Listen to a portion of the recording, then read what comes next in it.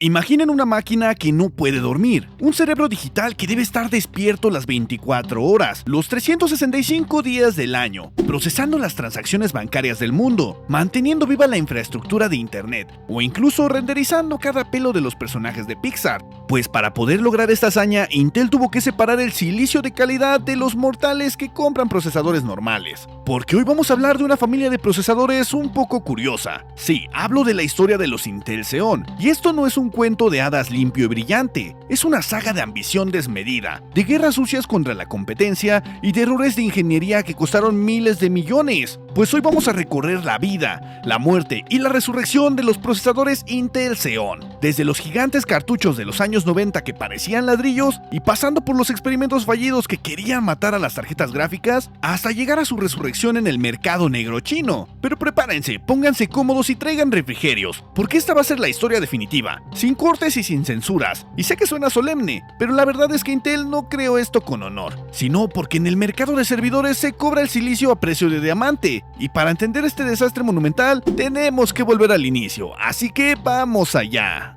Espera un momento, ¿quieres conseguir tu Windows y tu Office totalmente legal y a un precio realmente bajo? Pues aquí te traigo el mejor sitio confiable donde puedes comprar tu licencia tanto como para Office como para Windows, y también si los quieres comprar en paquete, ¿por qué no? Porque aquí vas a poder conseguir desde el mismísimo Office 2016 Professional Plus hasta el Office 2024 Home. Y déjame decirte que no tienes nada de qué preocuparte, porque te los traigo con un descuento del 62%. Y si te preguntas qué hay para activar tu Windows, pues vas a poder encontrar desde la licencia de Windows 10 Home hasta la de Windows 11 Pro. Y no solo eso, porque no voy a permitir que te comas el precio completo, y te traigo un descuento del 50% para tu licencia de Windows. Y como bien te lo dije, si quieres combinar y comprar tanto como Office como Windows 11, también están en descuento del 62%. Así que corre y compra tus licencias.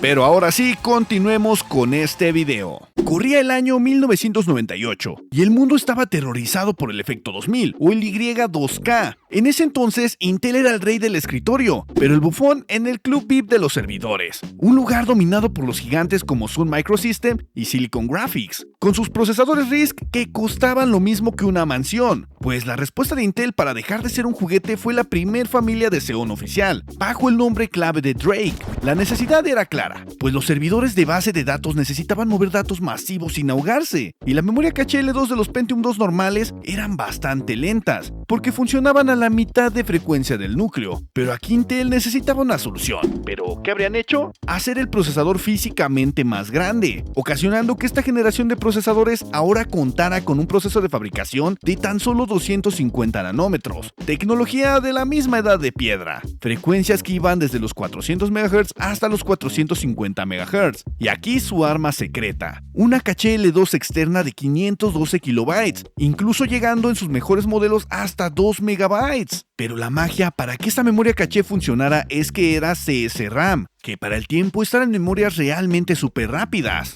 Y además esta misma corría a la misma velocidad del reloj, es decir, velocidad total. Todo esto estaba montado en el monstruoso cartucho Slot 2, que requería un sistema de retención, que parecía sacado de un tanque soviético o de una Nintendo 64. Y por supuesto, todas estas mejoras no costarían lo mismo que un Pentium 2, porque este escándalo era absoluto. Un solo Drake podía costar incluso casi $4,000, mientras que un Pentium 2 tope de gama solamente costaba $500.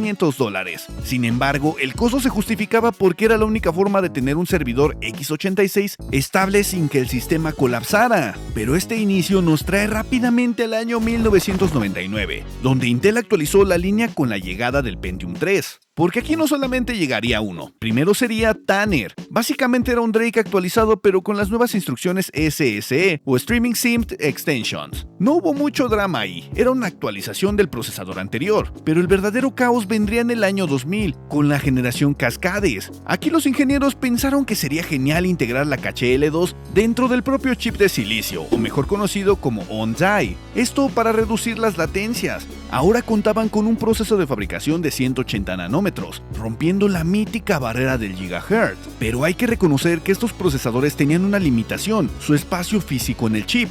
ocasionando que la memoria caché L2 se redujera drásticamente, pasando de 2 MB a tan solo 256 KB.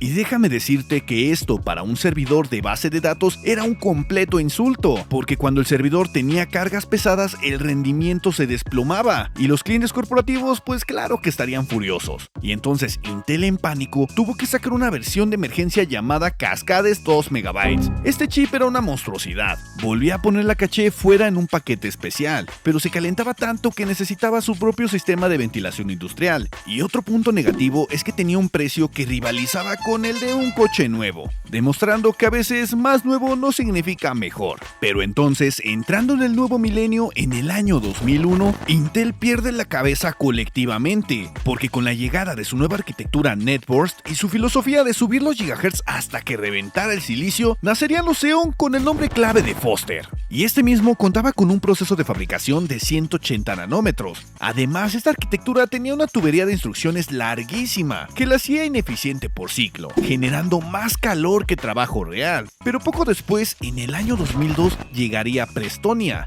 refinando su proceso de fabricación a 130 nanómetros y alcanzando frecuencias absurdas de hasta 3.06 GHz. Y aquí se introduciría una tecnología que hoy amamos, pero que en ese entonces era algo confusa, el mismísimo hyperthreading, que hacía creer al sistema que contábamos con 2 núcleos funcionales, cuando en realidad teníamos un núcleo físico y 2 lógicos. Pero efectivamente, aquí es donde comienza una historia picante, porque los Xeon tenían un grave problema, el cual se llamaba AMD Athlon MP. Los procesadores de AMD eran más eficientes, y por supuesto, como es de costumbre, eran más baratos. Entonces, para competir en la gama alta o servidores de 4 vías e incluso más, Intel lanzaría el nuevo núcleo Gallatin, o Xeon MP, y este bello monstruo añadiría una memoria caché L3 de emergencia, de incluso hasta 4 MB.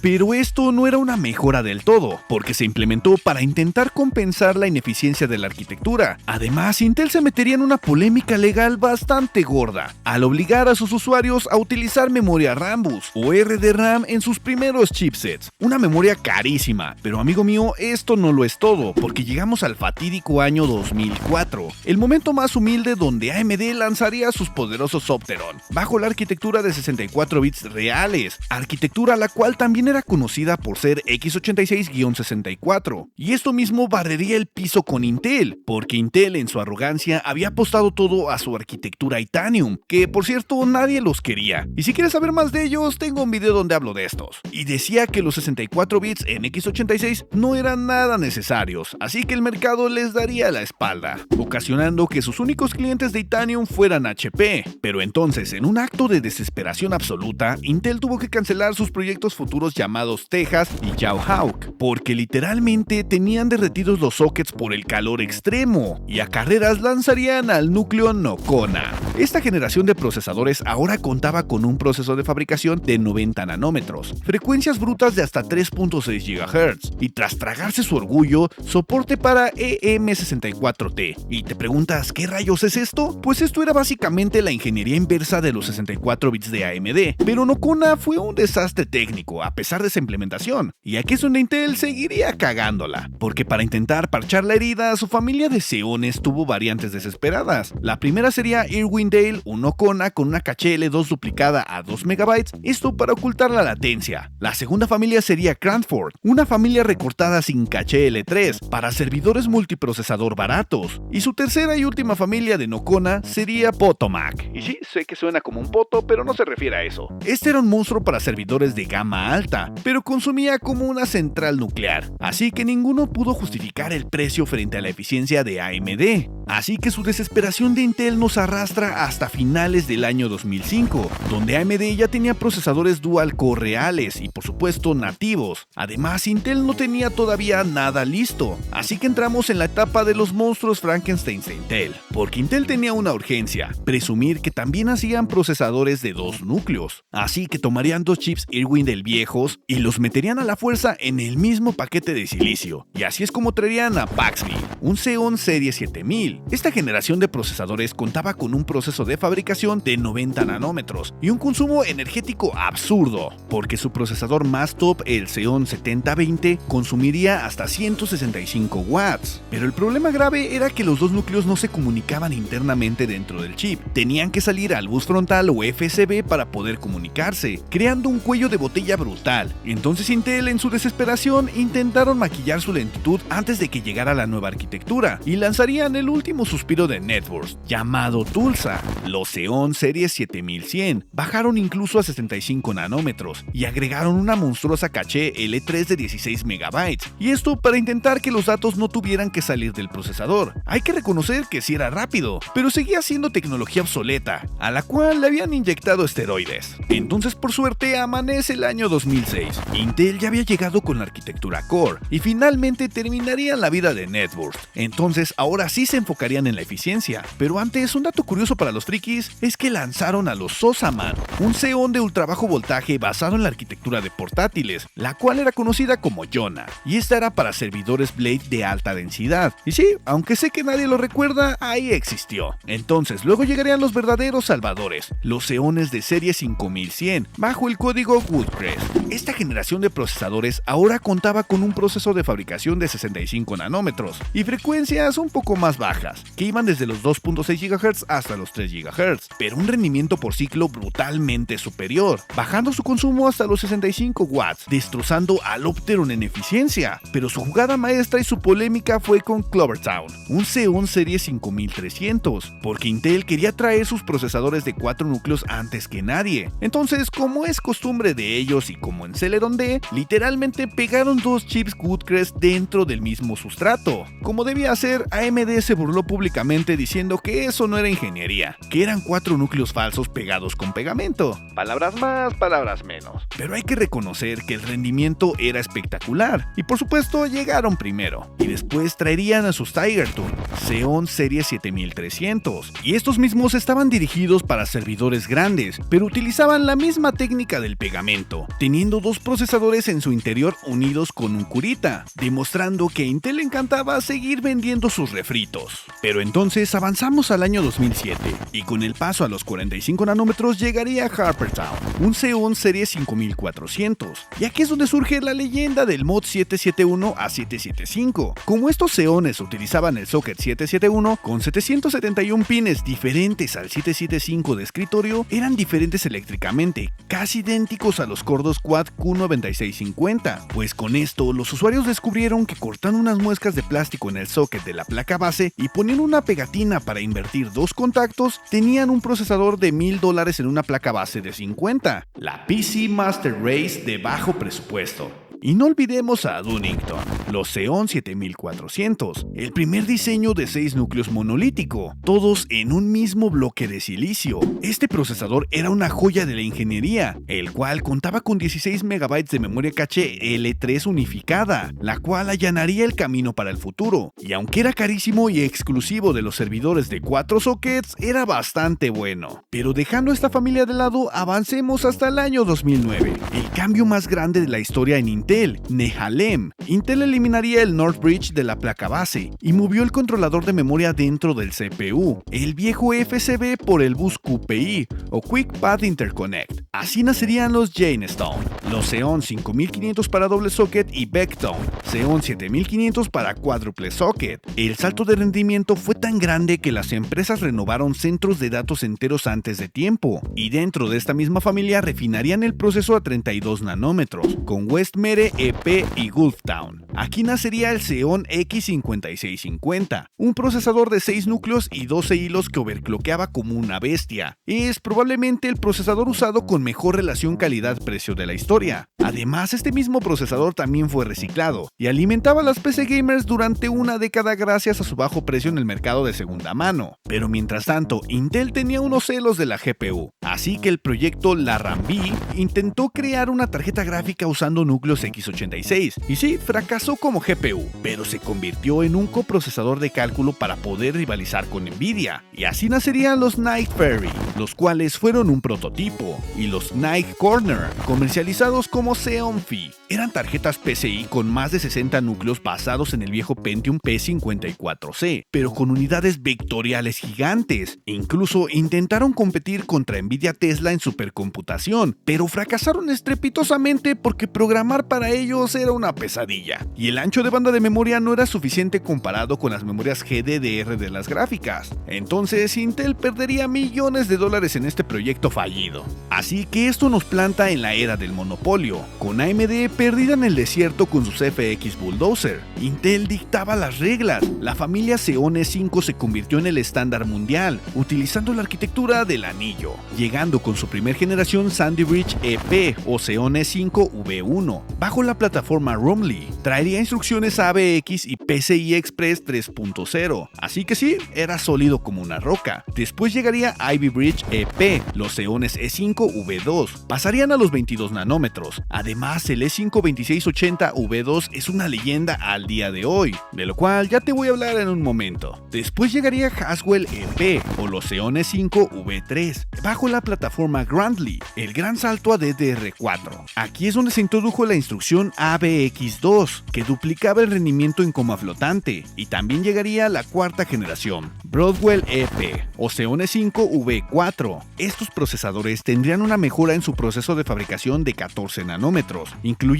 hasta 22 núcleos en un solo chip. Pero bueno, el principio de estos procesadores era obsceno, porque hay que recordar que algunos de estos procesadores alcanzaban hasta los $5,000, pero detrás de su rendimiento había un oscuro secreto, las vulnerabilidades Spectre y Meltdown, las cuales para ganar velocidad estos procesadores ejecutaban un código de manera insegura o ejecución especulativa. Cuando se descubrió años después, los parches de seguridad redujeron el rendimiento de hasta un 20%. Y aquí hacemos un alto en el camino, porque esta es la parte que Intel odia, porque mientras vendían estos procesadores, el E5V3 y el E5V4, a Facebook y Amazon ocurrió algo inevitable. Los servidores tienen una vida útil de contrato de 3 a 5 años. Pasado ese tiempo se desmantelan y se destruyen. Bueno, en teoría, porque de repente millones de procesadores Xeones E5 2600 V3 pertenecientes a Haswell inundaron los vertederos de reciclaje en China. Eran procesadores funcionales, bastante potentes, los cuales podían tener o 12 o 18 núcleos, pero honestamente eran inútiles para los usuarios, porque las placas base de servidor tanto como Dell o HP tienen formas propietarias, además de conectores de energía extraños que no caben en nuestro gabinete gamer. Y ahí es donde entran los ingenieros de Shenzhen, con la filosofía de si no existe lo vamos a fabricar, y entonces crearían un mercado paralelo y fascinante.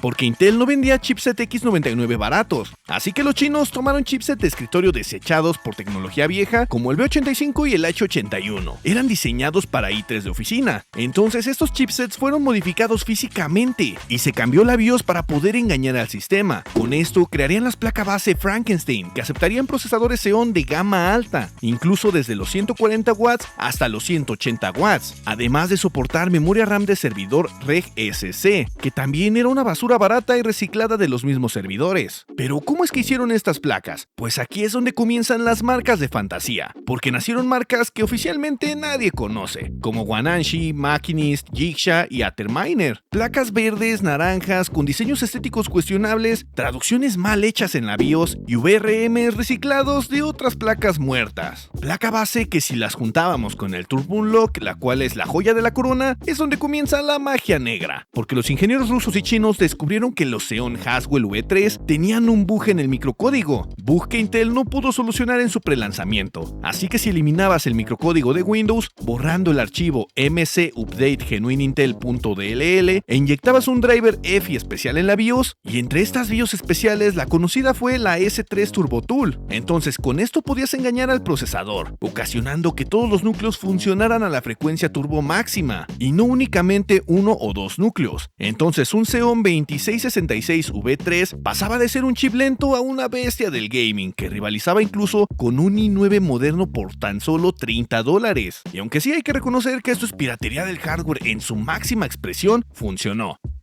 Y claro, también salvó toneladas de silicio de la trituradora, o incluso de los hornos que les extraen el oro. Pero volviendo a la línea oficial, no todo eran servidores grandes, porque con Broadwell DE dieron vida a los Xeon D1500, procesadores que eran System on a Chip soldados a la placa. Consumían muy poca energía y tenían capacidades de red realmente inimaginables, los cuales sí hay que reconocer que son reyes de los routers caseros de gama alta. Pero por otro lado, en Skylake W o Buzzing Falls, estos nacerían para un solo cliente VIP, para los mismísimos de Apple, porque el iMac Pro necesitaba potencia de servidor, pero frecuencias de escritorio. Entonces Intel creó esta línea de workstation que no soportaba doble socket, pero tenía muchas líneas de PCI Express, caros, calientes y exclusivos, diseñados para competir contra los Threadripper de AMD. Y por supuesto, estos estaban enfocados para el mercado de edición de video de 8K. Pero en el año 2017 la fiesta se terminó, porque AMD vuelve de entre los muertos con Epic. Intel asustado mata la marca E5 y saca Xeon escalable, tanto como Platinum, Gold o Silver. Entonces el núcleo Skylake SP trajo cambios radicales y polémicos, porque su arquitectura mesh reemplazaron el anillo de alta velocidad por una malla para conectar hasta 28 núcleos, y debo reconocer que sobre el papel escala mejor,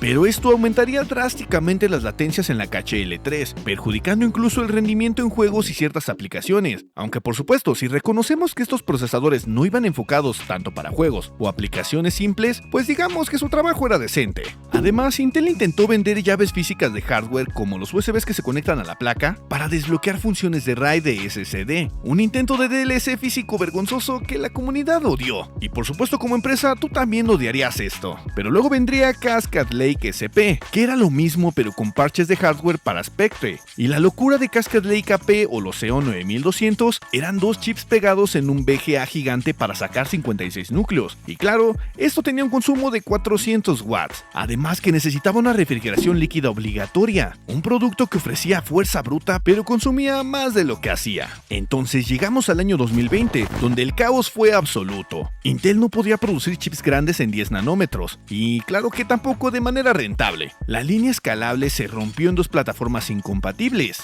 La primera sería Copper Lake, además tenía una plataforma Cedar Island, destinado solo a servidores de 4 y 8 sockets para IA, con soporte bFloat de 16. Además, básicamente eran estufas industriales, Intel tratando de hacer estufas nuevamente. Y los segundos serían Ice Lake SP, por fin 10 nanómetros, además de la plataforma Whitley, pero llegarían tardísimo. Su rendimiento por núcleo era bueno, hay que reconocerlo, pero las frecuencias eran bajas y solo llegaban a 40 núcleos, cuando AMD incluso ya tenía 64 núcleos más rápidos, eficientes y claro, más baratos. Y bueno, al final del camino llegamos a 2023, con Sapphire Rapids. Entonces Intel se rinde al diseño de los chiplets, porque estos procesadores utilizaban 4 bloques de procesamiento iguales, unidos entre sí por conexiones internas ultra rápidas, también conocidas como EMIB, siendo compatibles tanto como con DDR5, PCI Express 5.0 y un bus CXL, además de aceleradores AMX integrados, y en tareas de IA y base de datos in memory, claro que son bestiales, pero el costo de energía era su problema, porque tenían picos de consumo de más de 400 e incluso 500 watts reales. Estos procesadores buscaban competir contra los AMD Genoa de 96 núcleos, y la batalla ya no es por quién es más rápido, sino por quién arruina menos tu factura eléctrica. Pero ahora hay que mirar un poco a Xeon, porque terminaron sus días en una placa base china de color verde radiactivo, que incluso huelen a plástico quemado y explotación laboral, placa que tiene un costo de $20 en AliExpress. Intel lo creó para descifrar el genoma humano, y las personas lo están utilizando para emular Zelda Breath of the Wild a 15 FPS, o incluso para minar una criptomoneda que se desplomó la semana pasada. Pero ese es el ciclo de la vida, amigos míos, o mejor dicho, el ciclo del reciclaje desesperado, porque los Xeon son como ese tío rico que pierde toda su fortuna y termina contando sus batallas en el bar a cambio de cerveza. Son ruidosos, se calientan demasiado y beben electricidad como si se tratara de agua gratis, además de calentar tu habitación mejor que cualquier estufa de gas, ahorrándote incluso la calefacción, pero claro, arruinando tu factura de luz. Pero ¿sabes qué? Tienen su encanto, tienen su propia alma, porque en un mundo donde te piden $500 por un procesador de gama media que caduca incluso a los 2 años, estos viejos desgraciados de 14 nanómetros ahí siguen, aguantando el tipo, con sus bugs de seguridad parchados, con sus BIOS hackeadas por rusos, son la resistencia del gamer desempleado y son la prueba viviente de que la basura de una corporación es el tesoro de un latinoamericano con presupuesto ajustado y muchas ganas de jugar. Así que si tienes uno de estos en tu PC, no lo limpies demasiado, deja que el polvo lo proteja, y sobre todo no le digas a Intel que todavía funciona, funciona, porque vendrán a tu casa y te intentarán cobrar por una licencia Uberrock por usarlo. Así que bien, si tuviste alguno de estos procesadores, házmelo saber en comentarios. Recuerda que estaré leyendo cada uno de ellos. Y si te gustaría saber de algún tema en especial de algún procesador, puedes hacérmelo saber igual en la caja de comentarios. Estoy pensando en abrir un apartado de encuestas, donde ustedes mismos elijan el próximo tema del video. Así que si estás escuchando esto, estate atento a las encuestas, porque estaré dejando 3 opciones para el próximo video en la próxima encuesta del canal. Te invito a darle like al Hyper y a suscribirte. También a seguirme en mis redes sociales, las cuales estarás viendo en pantalla. Y si quieres apoyarme con un super, claro que puedes hacerlo. Te dejo en pantalla cómo hacerlo. Así que yo soy Alan, el gamer desempleado, y nos veremos en el próximo capítulo.